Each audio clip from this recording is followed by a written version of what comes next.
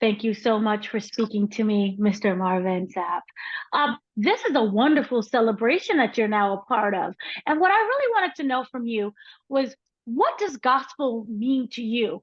And does that definition evolve as you grow? And I don't. The gospel is really just the good news of Jesus Christ. And I don't know if the definition necessarily evolves as you grow. I think that the genre of music literally speaks for itself. Our goal whenever we share is to ensure that we give a message that is positive and uplifting, but most importantly, that points people to Christ. So, that's been my assignment for over 30 years, and I've had a ton of fun doing it. So Wonderful. So I was wondering, for this concert, this celebration of gospel that we have going on, can you tell me about the preparation that you go through, the song selection? well, I mean, the song selection, that believe it or not, that's the easiest part. You sing your Hmm, hits. you okay. know, you sing the songs that the people enjoy you singing. So, I make sure that, when we put together our show, that we put together songs that, people have been blessed by, songs that they have been ministered to by, and you get tons of testimonies on all your social media platforms and things of that nature. So you kind of know exactly what people want to hear, and you just go in and, to the best of your ability, give them what they desire, give them what they like. Now, we do have the album that came out in 2022, Substance. What I Yeah. wanted to know is, what was the inspiration behind that? Well, you know what? Substance was the first project I've done on my own personal label. I Mhm. spent 30 years on a major on Sony.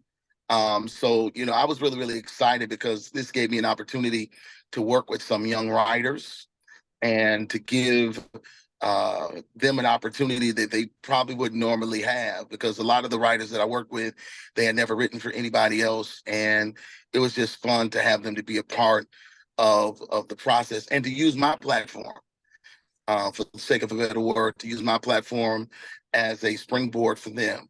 And the message in it is substance. It's music that literally has a message that empowers and equips. So I was really excited to be able to put it out. We had two number one singles, Billboard media based number one singles off that record, which I'm absolutely proud of. And I'm grateful that, these new writers got the opportunity to be a part of that process. And what would you say is a message you want to bring to celebrate gospel? I think the message that I want to bring to Celebrate Gospel is that in itself, that we're Mhm. coming to celebrate, we're coming to magnify, we're coming to uplift the God of our salvation.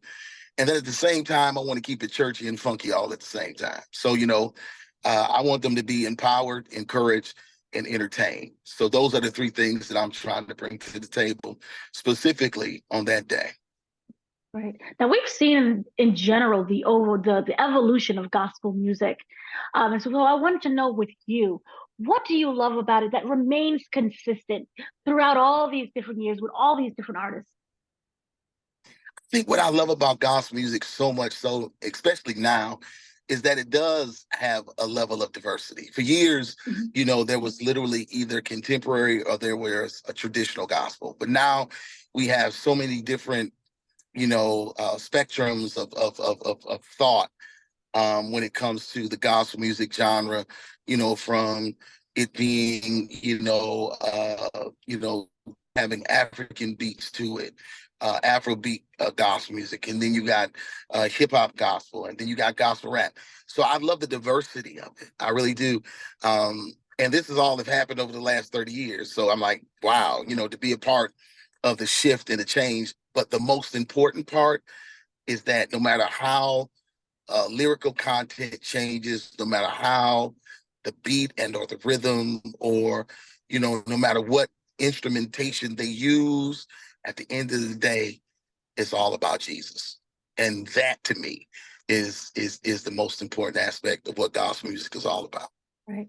Going back to song selection a little bit, does that kind of influence which environment you're in, because this is like a big Disney park, and we know as compared to say the church or other venues that you've been a part of. No, not for me. Mhm. Honestly, it doesn't really matter, because and I don't know if I'm saying this right, but my music has literally transcended. So Right. um, I can sing "Never Would Have Made It" in the church, and then sing "Never Would Have Made It" in an arena the same way, because people expect it that way. So, um, but even though I know people are going to come with it with a different mentality and mindset.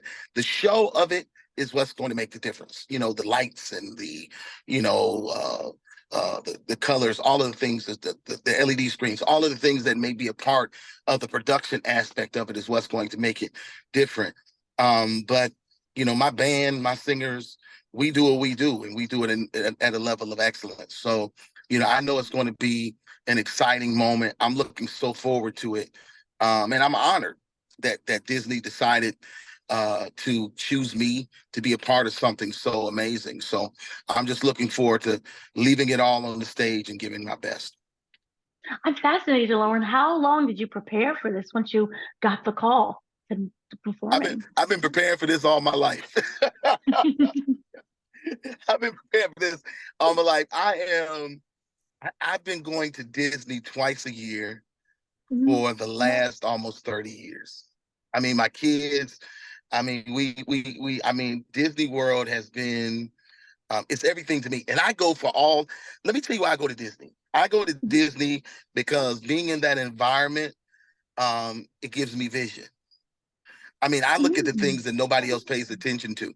Like, for example, when you go on the Disney lot, whenever they're doing something as it pertains to uh, rebuilding something or building something, one of the things that you will see that many people don't notice is they always have plaques on uh, the uh, the wooden fences that has statements from Walt Disney, things that he used to say.